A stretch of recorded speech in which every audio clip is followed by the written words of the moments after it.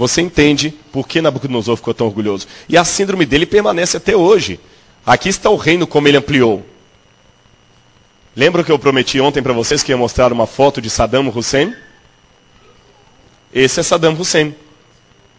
Este quadro foi pintado num das paredes do maior hotel de Bagdá. Você vê Saddam Hussein vestido de Nabucodonosor, correndo com os cavalos, e atrás mísseis, aviões, helicópteros, navios e tudo mais. Saddam Hussein é outro exemplo do orgulho que deixa a pessoa louca, que deixa a pessoa demente. Interessante. Paulo Freire dizia uma coisa: cuidado com a síndrome do opressor oprimido. Todo oprimido, quando assume o poder, tende a se tornar um opressor. Emiliano Zapata, libertador do México, começou como um revolucionário, combatendo a ditadura espanhola. E terminou sua vida como um terrível ditador. Que dramático. Por que o homem é assim?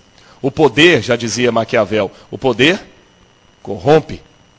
É o Leviatã de Thomas Hobbes, o poder corrompe, todo mundo quer o poder. Então cuidado, para que a bênção que Deus lhe deu não se torne uma maldição. Aproveite a facilidade que você tem de falar inglês e use isso para a honra e glória de Deus, não para a honra e glória de si mesmo. Aproveite a facilidade de estar morando num país que se ganha em dólar, que você tem muita facilidade para pegar esta bênção e tornar o mundo um lugar um pouco melhor para viver. Ou se não puder tornar o mundo um lugar um pouco melhor, pelo menos um lugar um pouco menos ruim. Não use as bênçãos para se exaltar, use as bênçãos para testemunhar. Cuidado, não seja como crente aleleu, seja um crente aleluia. Tem gente que é aleluia, glória a Cristo, tem crente que é aleleu, glória para eu, então não vá por aí que não dá certo. Nabucodonosor, então, recebeu a sentença de Deus. Será que isso aconteceu? Aqui está a cidade de Babilônia. Lembra que eu mostrei a escavação para vocês, arqueológica? Lembra que eu mostrei o rio Eufrates? O templo de Entemenac, visto do satélite, que eu mostrei na foto anterior? Aqui está a porta de Ishtar, que Nabucodonosor havia construído. Aqui está uma cópia dela, uma montagem dela no Museu de Berlim. Curioso que muitos desses tijolos são tijolos originais da época. Note a coloração deles. Esse aqui é um tijolo de Nabucodonosor do Museu do Louvre, em Paris. Olha o azul, o lápis azul dos tijolos. Nada disso foi retocado. E esse aqui é o dragão, Bel, chamado Bel, o dragão, que foi derrotado por Marduk. Bom, essa era a Babilônia de Nabucodonosor. Grande, poderosa. Os jardins suspensos, com árvores que eu já falei, com mais de 20 metros de altura. Uma das grandes maravilhas do mundo. Dentro do jardim suspenso, você tinha tudo isso aí. Essa é uma reconstrução hipotética dos jardins suspensos de Babilônia. Do lado de fora, eu já mostrei para vocês como seria, em forma de degraus, com as árvores de todo tipo, de toda a imaginação. E Nabucodonosor se orgulhava. Pena que o que antes era assim, hoje são ruínas assim. Agora, será que nós temos evidências arqueológicas da loucura de Nabucodonosor? Sim. Em primeiro lugar, chama-nos uma coisa, um detalhe interessante. Lembra que eu falei das crônicas babilônicas? Lembra que eu falei com vocês das crônicas de Nabonido, que contam os episódios do rei?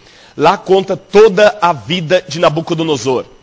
Ano por ano do reinado de Nabucodonosor está retratado nos tabletes cuneiformes encontrados na Babilônia e que hoje estão no Museu do Louvre e no British Museum de Londres. Agora, o curioso é que não há registro histórico do governo de Nabucodonosor entre 582 e 575. Simplesmente não temos. Esses 7 anos aí, não existe. As crônicas vão falando ano por ano do governo de Nabucodonosor, depois pulam, dão um hiato de 7 anos e depois continuam de novo. Além disso, há uma outra evidência. Berosso, que é um escritor babilônico, segundo a citação de Flávio Joséfo, escritor judeu do primeiro século, ele menciona a loucura de Nabucodonosor. Abderos, que é um historiador grego, também escreveu em 268 a.C.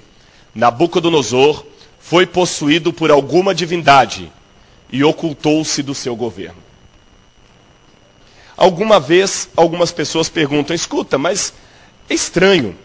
Se Nabucodonosor ficou louco, por que as pessoas o sustentaram durante 7 anos? Por que eles não o mataram?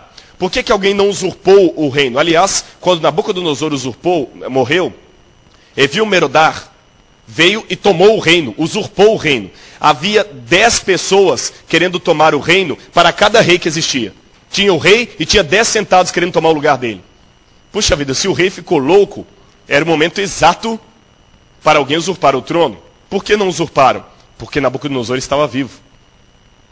Um usurpador só podia tomar o trono quando o rei morresse. Mas Nabucodonosor estava vivo. Então por que não mataram Nabucodonosor? As pessoas naquele tempo acreditavam que a loucura era uma possessão demoníaca, ou a possessão de algum espírito divino. Lembram que Davi, uma vez, para fugir da morte dos seus inimigos, ele fingiu que estava louco? Lembram disso? Davi fingiu que estava louco e começou a babar, porque assim ninguém ia colocar a mão nele para matá-lo. As pessoas tinham medo que quando você matasse um louco, o demônio que estava nele sairia do seu corpo e entraria no seu. Então ninguém tocava num louco. E a melhor maneira de se salvar numa situação dessa seria fingindo-se de louco. Tá certo? Aliás, uma pessoa, uma vez até visitando um sanatório, achou interessante porque havia vários loucos ali, mais ou menos uns 70 loucos. E só havia 4 enfermeiros tomando conta de 70 loucos. E aquele homem perguntou ao enfermeiro, escuta, você não tem medo de vocês 4 tomarem conta de 70 loucos? Não, mas eles são muito mais do que vocês. E se eles resolverem fazer uma rebelião? Ah, isso nunca vai acontecer. E o rapaz perguntou, por quê? Os loucos não se unem jamais. Os loucos não têm capacidade de viver em comunidade. É cada um por si. Então qualquer comunidade que não sabe o significado da palavra união é louca. Esse tablete aí conta algo curioso. É uma das crônicas de Nabucodonosor e ela conta uma coisa interessante. Eu vou traduzir para vocês um dos pedaços que está escrito aqui. Nabucodonosor, as partes em reticências, são partes do tablete que estão danificadas ou de difícil tradução. Mas dá para a gente ter uma boa noção. Olha o que diz esse texto. Nabucodonosor considerou sua vida pareceu de nenhum valor. Ele não mais demonstrava amor por seu filho e filha. A família e o clã deixaram de existir para ele. Suas ordens eram desconexas. Sua atenção não era mais para promover o bem de Eságila, um dos maiores templos da Babilônia. Ele chorou amargamente a Marduk. Esse texto dá a entender então que Nabucodonosor estava realmente louco. De uma hora para outra, as suas ordens ficaram confusas, estranhas. Então Nabucodonosor não foi morto, porque eles temiam que era um demônio, separaram-no num canto e deixaram ali até que ele morresse. Só que 7 anos depois ele não morreu. Ele acabou recuperando a saúde e voltando para o reino. Alguns especialistas até descobriram qual o tipo da doença dele. Antes, deixe-me apenas dizer que também com Uram encontraram uma carta, chamada também Oração de Nabonido, mas o nome pode ser questionado, que fala do agradecimento ao Deus de Israel, porque livrou o rei de uma loucura, de um espírito de demônio. A doença que Nabucodonosor teve, segundo muitos psicólogos, seria uma dessas duas. A insana zoantrópica, ou boantropia. É uma doença registrada. É uma doença mental em que a pessoa pensa que é um boi. Sério. Ela é rara, mas acontece. Eles pensam que talvez pode ser uma espécie de bactéria que se aloja no cérebro, ou quem sabe algum próprio desvio mental. Vocês sabem que a questão das doenças mentais ainda está no começo do estudo, nós não sabemos detalhes a respeito disso. A boantropia, ou insana zoantrópica, zoo, animal, trópica, um típico de alguma coisa. Insana, doença. Uma doença típica de animais. A pessoa começa a se comportar como um animal. E a boantropia, ele pensa que é um boi. Ele começa a ruminar, ele começa a esfregar a mão no chão e começa a se comportar realmente como um boi. É possível que tenha sido esta a doença sofrida por Nabucodonosor. Felizmente, a Bíblia diz que depois dos 7 anos, quando Nabucodonosor recobriu as suas faculdades mentais, ele se arrependeu e ele voltou a reinar. E deixou esse testemunho lindo a respeito do Deus de Israel. Ele disse assim: todos os moradores... eu estou lendo